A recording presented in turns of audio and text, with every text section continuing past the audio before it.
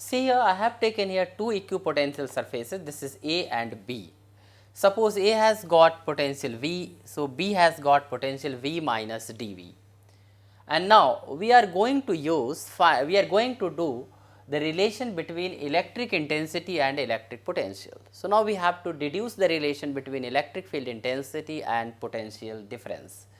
So now see here, suppose a unit positive charge is taken from point B to A by a distance dr, then the work done against electric field can be given here, W is equal to minus E dr.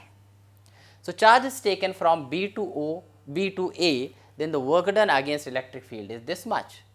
And this work done also can be written potential difference into charge. Since charge is unit, so we can write here this one V minus, here V minus dV into 1 is equal to E into dr. This is minus sign, 1 is here for the unit positive charge. So we can write here dV is equal to minus E dr. So we can write E is equal to minus dV upon dr. So this relation between electric field intensity and potential difference is this one, and dV upon dr is known as your potential gradient. From here also we can say, if the E is 0, then we can write dV upon dr is 0, that means V is constant. So in a spherical shell, inside the shell electric field intensity is 0, that means V remains constant. And also here this is showing here in the direction of the electric field there is a decrease in the potential. So see here, next topic is potential energy of a system of charges.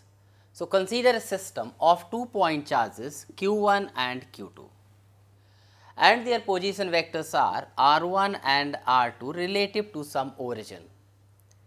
So to calculate the potential energy of the system of these 2 point charges, first we have to assume these two charges are at infinite distance.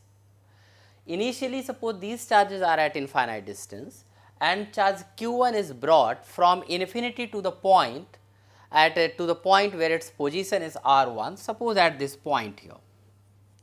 So from infinity to this point charge Q1 is brought here, and now no work is done against the electric field because there is no electric field available here. So no work is done, it means it has no potential energy.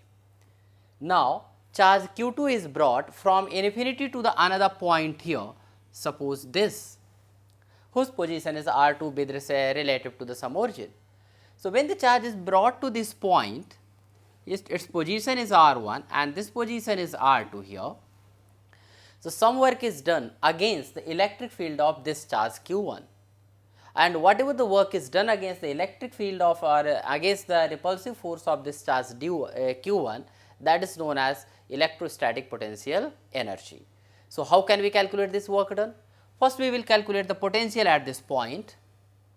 So the total work done is here is equal to V at this point due to the Q1.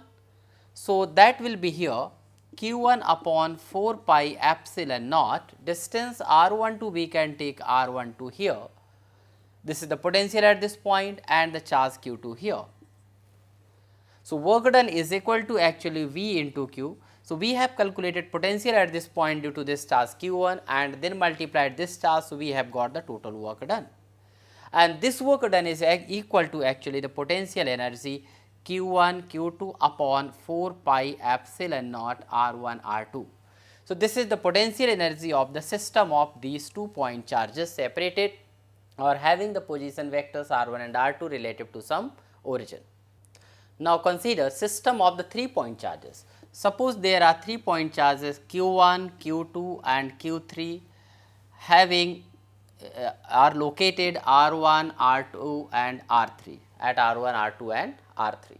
So now we have to calculate potential energy of the system of these 3 point charges. Now see here, initially all the 3 charges are assumed to be at infinity.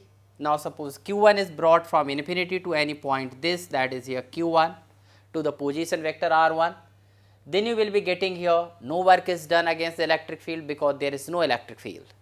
Now, when you bring the charge q2 to this point here, whose position vector is r2, and this distance is, suppose I am taking r12. So, when this charge is brought from infinity to this point, some work is done against the electric field of the q1. So, we can write its potential energy u12 is equal to here. Now, q1 q2 divided by 4 pi epsilon naught r12.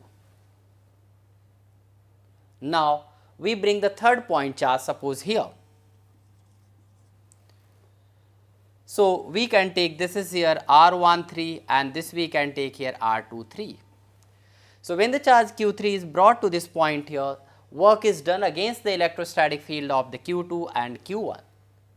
So, in that case, the total work done, we can take here the potential energy of the system here, u is equal to here. In that case, we can write q3 q2 divided by 4 pi epsilon naught r23 plus q1 q3 divided by 4 pi epsilon naught r13. So, this we have taken here u1 we can take, this we can take as u2. So, this is the total potential energy, so of the q1 and q2 system, and this is the potential energy of the q3 due to the q2 and due to the q1, and the total energy of this system can be obtained u is equal to u1 plus u2, and that we can write here now q1 q2 divided by 4 pi epsilon naught r12 plus q2 q3 divided by 4 pi epsilon naught r23 plus q1 q3 divided by 4 pi epsilon naught r13. So, this is the potential energy of the system of the 3 point charges.